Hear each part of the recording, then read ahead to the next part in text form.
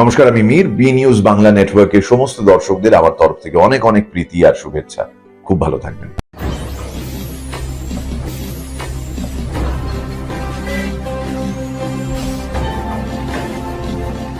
সততার পথে সত্যের খোঁজে আপনারা দেখছেন বি নিউজ বাংলা নেটওয়ার্ক।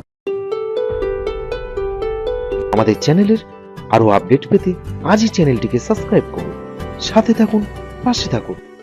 টান টান উত্তেজনা, সামনেই ভোট, আর তারই মাঝে চলছে কোন বিধানসভায় কি দুর্নীতি চলেছে, কতটা কাজ করেছে তা সাধারণ মানুষের সামনে তুলে ধরলেন বিজেপির উচ্চপদস্থ কার্যকর্তারা।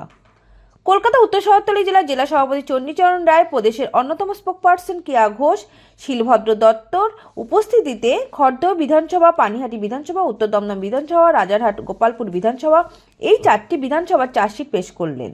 কেয়া ঘোষ, শিলভদ্র দত্ত, চণ্ডীচরণ রায়ের যৌথ উদ্যোগে এই চার্জশিট পেশ।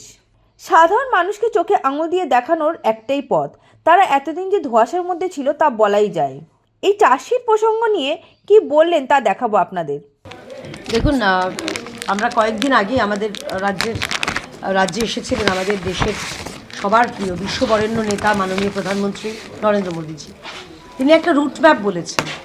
তিনি বলেছেন, দেখুন, শিল্প তো ভারতীয় জনতা পার্টি সরকার করবেই, কিন্তু শিল্প তো হাওয়াতে হবে না। শিল্পের জন্য জমি যেরকম প্রয়োজন সেরকম পরিকাঠামো প্রয়োজন। সেই পরিকাঠামোর উপর জোর দেওয়া হচ্ছে।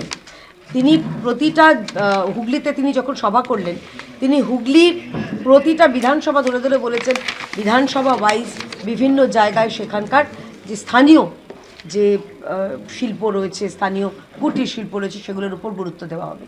ঠিক তেমনই আমাদের সরকার এলে পরিকাঠামোর উন্নয়ন করে সরকারি জমি, যেটা কেন্দ্রীয় সরকারি জমির কথা আপনি বলছেন, সেখানেও নিশ্চয়ই ফাঁকা থাকবে না। সেখানে শিল্প হবে, কারখানা হবে। এই রাজ্যে খানিকক্ষণ আগেই যেগুলো বন্ধ হয়ে গেছে পশ্চিমবঙ্গ থেকে, যে 9টার সময় সাইরেন বাজবে, মানুষ সেখানে চাকরি করতে যাবেন, আমরা ভাতাও দেবো, আমরা ভাতও দেবো মানুষকে। বিধানসভার এই মুহূর্তে যেটা শেষ বিধানসভা উত্তর দমদম, সেটা নিয়ে আপনাদের চার্জশিট পেশ করব।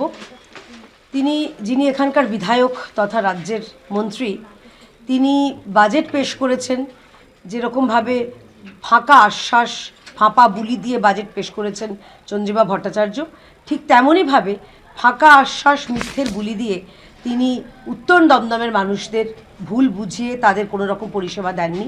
কি পরিষেবা দেননি আর কি সেখানে মানুষের অসুবিধা হচ্ছে সেটাও আপনাদের জানাবো। আমরা যেটা দেখতে পাচ্ছি যে পৌরসভার চরম ঔদাসীন্যে 13 নম্বর ওয়ার্ডের একাধিক পরিবার সপ্তাহের পর সপ্তাহ হাঁটু জলে বন্দী ছিলেন। আপনাদের মনে আছে যে দেবীনগরে সেখানে একটা ছোট্ট বাচ্চা, একটা দুধের শিশু, সে জলে পড়ে মারা গেছিল। তার কোনো দোষ ছিল না, সে কিন্তু যায়নি কোনো রকম রাস্তায় যে তার জলে পড়ে সে মারা যাবে, তার কোনো দোষ ছিল না। সে ছোট্ট বাচ্চাটা বাড়ির মধ্যে বসে তার মৃত্যু হয়েছিল। বিরাটিতে প্রশাসনের চোখে ধুলো দিয়ে অবৈধ নির্মাণ হয়েছে, বহুতল ভেঙে গেছে, বহু মানুষ আহত হয়েছেন। এই ঘটনাও সংবাদ মাধ্যমের বন্ধুরা আপনারা জানেন। উত্তর দমদম ছাড়পত্রহীন বহুতল নির্মাণের সময় কংক্রিট পড়ে এক মহিলার, যিনি শ্রমিক ছিলেন, তার মৃত্যু হয়েছিল মাথায় কংক্রিটের চাঙড় পড়ে। বিপজ্জনক খানাখন্দে ভরা রাস্তা। দেখুন, এই খানাখন্দ কথাটা না পুরো কমন। আপনি যদি কোচবিহার থেকে কাকদ্বীপ সর্বত্র এই এত উন্নয়নের জোয়ারে বোধহয় ভেসে গেছে বলে ওই জোয়ারের জলগুলো রাস্তা খারাপ করে দিয়ে গেছে। তা না হলে আর কীভাবে বলবো বলুন যে রাস্তা পশ্চিমবঙ্গের সর্বত্র এত খারাপ। শুধুমাত্র যেখানে যেখানে জাতীয় সড়ক রয়েছে, সেটা কেন্দ্রীয় সরকারের কল্যাণে, সেই রাস্তা দিয়ে গাড়ি চলাচল খুব স্মুথভাবে হয়। পথ চলাচল যেখানে অবস্থা, কলকাতা শহর বলুন, শহরতলি বলুন, সব জায়গায় এই অবস্থা। কখনো টোটো উল্টে যাচ্ছে, কখনো অটো উল্টে যাচ্ছে, কখনো রিক্সা বা কখনো সাধারণ পথ চলতি মানুষ, তাদের দুর্ভোগের শিকার হতে হচ্ছে। আমরা দেখেছি যে নিউ ব্যারাকপুর রেল স্টেশনের কাছে কোনো নর্দমা পরিষ্কার করা হয় না দীর্ঘদিন ধরে। নোংরা জমা জলে থাকতে বাধ্য হচ্ছেন বহু পরিবার। তারা বহুবার কমপ্লেন জানিয়েছেন, কিন্তু তাদের কমপ্লেনে কোনো রকম চিড়ে ভেজেনি। মাননীয় বিধায়ক তিনি আরও বড় বড় কাজে ব্যস্ত রয়েছেন, স্বাস্থ্যের যেখানে তিনি দেখছেন রাজ্যের স্বাস্থ্যের বেহাল দশা, সেটাও আমরা দেখতে পেয়েছি। আইনের শাসন তো নেই, দুষ্কৃতীদের অবাধ আনাগোনা এলাকা জুড়ে বাইকের দাপট বেড়ে যায় সন্ধেবেলায় বাইক বাহিনীর। এই শাসক বা যে ওখানকার যিনি স্থানীয় চেয়ারম্যান, তার বদান্যতায় তৃণমূলের বাইক বাহিনীর দাপট সন্ধেবেলার পর বেড়ে যায়। ছোট ছোট ছেলেমেয়েরা যখন বাড়িতে ফেরেন, টিউশন থেকে মেয়েরা বিশেষ করে ফেরেন, তাদের নিরাপত্তা নিয়ে যথেষ্ট প্রশ্নচিহ্ন রয়েছে। বা তাদের বাবা মা, এই যে অবস্থা যেখানে দেখছি বারে বারে মেয়েদের উপর ধর্ষণ হচ্ছে, অত্যাচার হচ্ছে, শ্লীলতাহানি হচ্ছে, এইটার উত্তর কি দেবেন উত্তর দমদম চেয়ারম্যানের যারা রয়েছেন আশ্রিত দুষ্কৃতীরা? ভোটারদের ভয় দেখানো আর তৃণমূলের প্রভাবে রিগিং, এটা তো আমরা সব জায়গায়, এটাও কমন প্রশ্ন। এই প্রশ্ন যেরকম রাস্তা খারাপের প্রশ্ন সব জায়গায়, খোলা ড্রেন সর্বত্র, উত্তর দমদমও তার ব্যতিক্রম নয়। খোলা ড্রেন, নিকাশি ব্যবস্থার বেহাল দশা, দুর্গন্ধে মানুষের ওখানে টিকে থাকা দায় হয়ে যাচ্ছে। সবার একটি ওয়ার্ডে বেআইনি বহুতল তৈরি করার প্রতিবাদ করায় প্রাণনাশের হুমকি দেওয়া হয়েছে। এই ঘটনাগুলি আপনারা সংবাদ মাধ্যমের বন্ধু, আপনারা তো বিস্তারিত জানেন। আমরা বারে বারে বলছি যে এক একটা বিধানসভাতে এত আমাদের বলার রয়েছে, সেটা বললে বোধহয় সংবাদ এই প্রেস কনফারেন্সটা অনেক লম্বা হয়ে যাবে। আমরা ছোট ছোট পয়েন্টগুলো খালি তুলে ধরছি, এগুলো আমাদের কথা নয়, সাধারণ মানুষের সঙ্গে কথা বলে এই তথ্য আমরা পেয়েছি, যেগুলো সাধারণ মানুষের আওয়াজ হয়ে ভারতীয় জনতা পার্টি আপনাদের সামনে তুলে ধরছে। খড়দা পৌরসভার পরিকাঠামোর উন্নয়নে কোনো নজর দেওয়া হয়নি, তার ফলে ছিঁড়ে পড়া তারে বিদ্যুৎস্পৃষ্ট হয়ে পথচারীর মৃত্যু হয়েছে। এই ঘটনা আমরা প্রতি বর্ষায় আমরা দেখতে পাই যে বিদ্যুৎস্পৃষ্ট হওয়ার ঘটনায় কখনো স্কুলের ছাত্র, কখনো প্রৌঢ়, কখনো নাবালক বা নাবালিকা, কখনো একজন কর্মক্ষম পুরুষ, তাদের মৃত্যু হয়। এই যে এদিকে নজর না দেওয়া, এটার জবাব কে দেবে?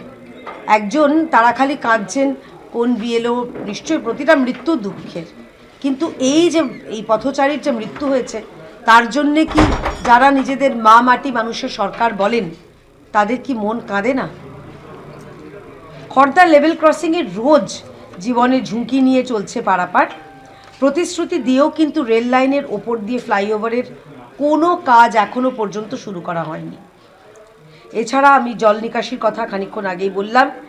নম্বর ওয়ার্ডের কাউন্সিলর, এটা হচ্ছে সাউথ দমদম মিউনিসিপ্যালিটির 7 নম্বর ওয়ার্ডের কাউন্সিলর প্রমোটারকে মেরেছে, এটাও সমস্ত সংবাদপত্রে বেরিয়েছে। সে 9 নম্বর ওয়ার্ডের কাউন্সিলর, এটা সমস্ত ওয়ার্ডে সমস্ত সংবাদপত্রে বেরিয়েছে।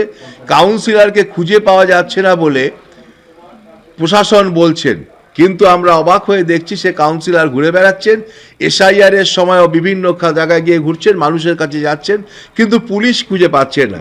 আমরা দেখেছি এটাও সমস্ত সংবাদপত্রে বেরিয়েছে এবং এটা কেস চলছে সাউথ দমদম মিউনিসিপ্যালিটিতে। কর্মী নিয়োগের ওপর যে দুর্নীতি হয়েছে, আমাদের লজ্জায় মাথা হেঁট হয়ে গেছে। যে চেয়ারম্যান থেকে শুরু করে এখানকার বিধায়ক, মন্ত্রী সবাই জড়িত রয়েছেন, তাদের প্রত্যেকের নাম এসছে।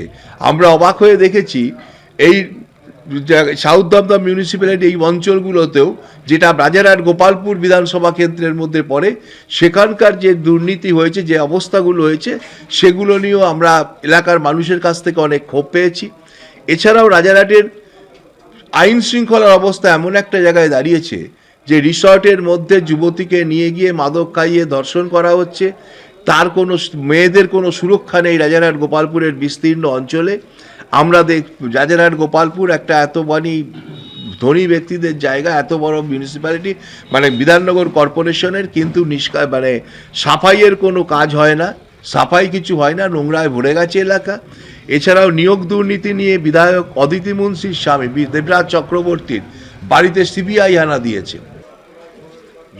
আমরা রাজারহাট গোপালপুরে CPM-এর আমল থেকেই দেখছি রাজারহাট গোপালপুরে বহুতল বাড়ি হচ্ছে, রাজারহাট গোপালপুরের ঝাঁকচকচকের রাস্তা হচ্ছে, কিন্তু রাস্তাঘাটের অবস্থা বা রাজারহাট গোপালপুরের যে স্থানীয় অবস্থা, সেটার কোনো উন্নতি আমরা দেখতে পাইনি। আমরা যে কিছু পয়েন্ট তুলে ধরেছি, কারণ মানুষের চাওয়া বা মানুষের কাছে নালিশ অনেক আছে, কিন্তু যার মধ্যে যেটুকু আমরা তুলে ধরতে পারছি সেটা হচ্ছে যেমন কেষ্টপুরের প্রফুল্ল কলোনির হরিচাঁদপল্লীর পিছনে সেচ দপ্তরের জমি পয়সার বিনিময়ে বিক্রি হয়ে যাচ্ছে। বিধায়ক, কাউন্সিলর সবার সামনে সেচ দপ্তরের জমি বিক্রি হয়ে যাচ্ছে, কিন্তু সেখানকার কোনো সরকারি কোনো বাধা পাচ্ছে না, প্রশাসন কোনো বাধা দিচ্ছে না। আমরা দেখেছি হরিচাঁদ কলোনিতে আমাদের প্রসেনজিৎ দাস 21 সালের নির্বাচনের পরে যাকে পিটিয়ে মেরে দিয়ে গলা দড়ি দিয়ে ঝুলিয়ে দেওয়া হয়েছিল, তার দোষীরা এখন অবধি কোনো শাস্তি পায়নি। আমরা রাজারহাট গোপালপুরে দেখেছি 17 নম্বর ওয়ার্ডের এবং 25, 24 এবং 26 নম্বর ওয়ার্ডের কাউন্সিলরদের নেতৃত্বে 21-এর নির্বাচনের পর আমাদের বিজেপির কর্মীদের বাড়ি ঘর ভেঙে দেওয়া হয়েছে। তো আমাদের এখানে চার্জশিট পেশ করার জন্য মাননীয়া কেয়াদি এবং শিলদা এসেছেন এবং দিদি আমাকে অনুরোধ করলেন, যেহেতু আমি পানিহাটির বাসিন্দা, তাই আমারও মনে হলো যে জনগণকে জানানো দরকার যে পানিহাটির কী পরিস্থিতি আছে। দেখুন, খুব চূড়ান্ত অব্যবস্থা পানিহাটির মধ্যে চলছে। পুরো পানিহাটি জুড়ে একটা যে রটনা বা কথা চলছে সেটা হচ্ছে বিধায়কের বৌমা চাকরি চুরি। তো বিধায়কের বৌমার চাকরি চুরি এই বিষয়টা কিন্তু পুরো পানিহাটিবাসী কি পশ্চিমবঙ্গবাসীও জেনে গেছেন। তো যারা শিক্ষিত, বেকার, যারা চাকরি পাওয়ার যোগ্য, সেই যোগ্য চাকরি প্রার্থীরা কিন্তু চাকরি পায়নি, অথচ বিধায়কের বৌমা চাকরি পেয়েছে। এটা হচ্ছে একটা বিষয়। আর এর বাইরেও আমরা আরও একটা জ্বলন্ত বিষয়, যেটা পানিহাটির সাথে খুব ওতপ্রোতভাবে জড়িত, যে ঘটনা ঘটে গেছে আমরা জানি, যে ঘটনায় গোটা পৃথিবীকে আলোড়ন সৃষ্টি করেছিল আরজিকর কাণ্ডে। সেই পানিহাটির অভয়া, যে পানিহাটিরই মেয়ে, আমাদের পানিহাটিতেই বসবাস করত ডাক্তার, তার উপরে যে নৃশংস ঘটনা ঘটেছে, সেই ঘটনাকে পুরোপুরি চাপা দেওয়ার জন্য যে দুজন ব্যক্তি যুক্ত ছিলেন, তিনি পানিহাটির বিধায়ক এবং বর্তমানে পানিহাটির চেয়ারম্যান সোমনাথ দে এবং নির্মল ঘোষ মহাশয়। দেখুন, তৃণমূলেই এটা সম্ভব যে কোনো অন্যায় কাজ পার্টির হয়ে যদি করে, সেই অন্যায় কাজকে চাপা যদি দেয়, তাহলে চাপা দেওয়ার জন্য পুরস্কার দেওয়া হয়। তো যে সোমনাথ দে মহাশয় যে অন্যায় কাজটি অভয়াকে যেভাবে মেরে ফেলা হয়েছিল সেইটাকে পুরো ধামাচাপা দেওয়ার জন্য সহযোগিতা করেছেন, সেই সোমনাথ দে মহাশয়কে কিন্তু পুরস্কার দেওয়া হয়েছে এবং পরবর্তী ক্ষেত্রে তাকে চেয়ারম্যান করা হয়েছে। তো পানিহাটিবাসীকে ভাবতে হবে যে পানিহাটির পরিস্থিতি কী আছে। এছাড়াও আপনারা দেখেছেন যে